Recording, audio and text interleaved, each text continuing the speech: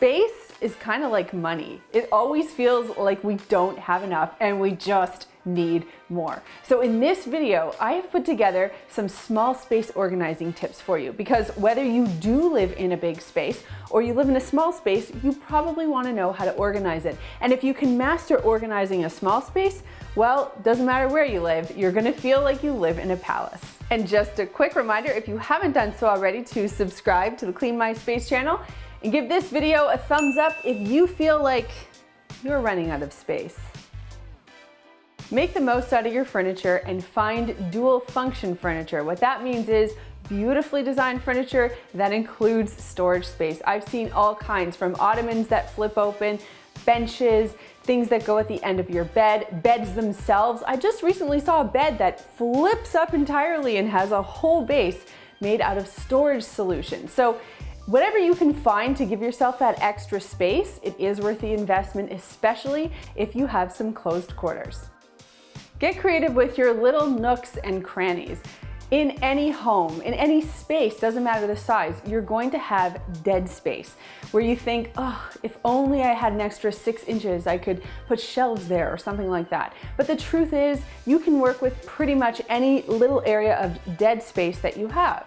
Just go to a big box store. You can even take a photo on your phone, show them exactly what you're working with, and they will help you come up with a smart storage solution, whether it's involving command hooks and hanging systems or building out some custom shelves, which actually is a lot easier than it sounds. You will definitely be able to find ways to maximize even those teeny tiny nooks and crannies. Don't let any vertical space go to waste. If you have a bookcase or a cupboard, make sure that you're popping a basket or a storage solution on top of that so that you can fill out all of the space between the top of the edge and the ceiling. Now, obviously, you're not going to use that basket to store things that you use all the time, unless of course you're Chad and you're a giraffe at 6'5".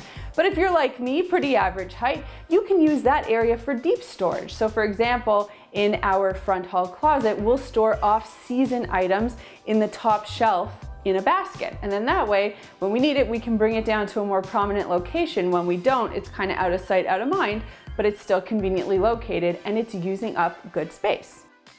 By looking at the products and tools that you have, slimming them down and simplifying them, you can save space. Now, think about this when it comes to cleaning products. Rather than purchasing a whole bunch of items that serve specialty cleaning jobs, you can look for pantry items that we always talk about here at Clean My Space, like vinegar, baking soda, dish soap, that kind of stuff, and make your own cleaning products. That way you don't have to store as much, and you can use the vinegar and the baking soda and the dish soap for other things as well.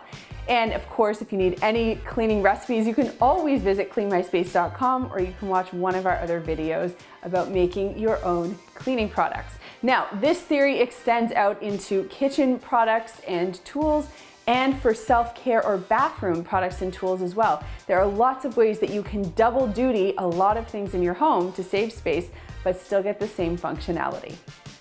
Sometimes we get wrapped up in trying to find the latest and greatest small little storage nook and cranny area space that we can create. But the truth is, there are the obvious big picture glaring storage spaces, and we really have to figure out if we are using those efficiently. So when you look in your closets, whether it's a bedroom, bathroom closet, or even your front hall closet, open it up and make sure that it's being used, maximized, most efficiently. And if you find that you're not, you can recreate however you wish to organize that space. If it means going out and getting an organizational tool or product to assist with that, that's totally fine. Your job is to figure out how to make the most of that little space that you have. When you're looking for furniture or storage solutions for your small space, always think like a supermodel, tall and skinny, because when you're in a small space, you oftentimes don't have a lot of room to work with, obviously. So if you buy a large, bulky piece of furniture that's sort of shorter but wider and has more depth, you're going to take up more of a footprint. Whereas if you go tall and skinny, you can get a lot in by stacking upward. People who live in small spaces and seem to master it, like their space looks beautiful and organized no matter what, they have a little secret, and that is they don't bring anything into their home unless they absolutely need it and they absolutely love it. And the reason is they know that they don't have a lot of storage space to work with. So you can use that mentality as well. So let's say you bring something into your house and it's brand new. That means you should probably get rid of something that's been in your house that you don't need or you don't use anymore.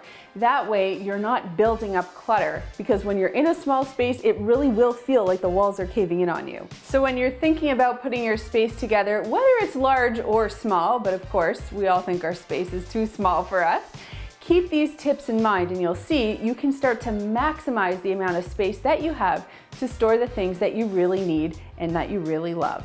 And that brings me to this week's comment question, which is, what do you find the most cluttered space in your home? That one space that's so hard to organize despite anything that you've tried. Let us know in the comments down below. You can probably tell we've got a video idea in mind. Here are a couple of other videos I think you're going to love, and if you want to learn more about our Makers microfiber cleaning cloths, you can click this button right over here. There's a button down there that lets me know you care, so click it if you liked this video, and click this button right here to subscribe and begin your journey to a cleaner life. Thanks so much for watching, and we'll see you next time.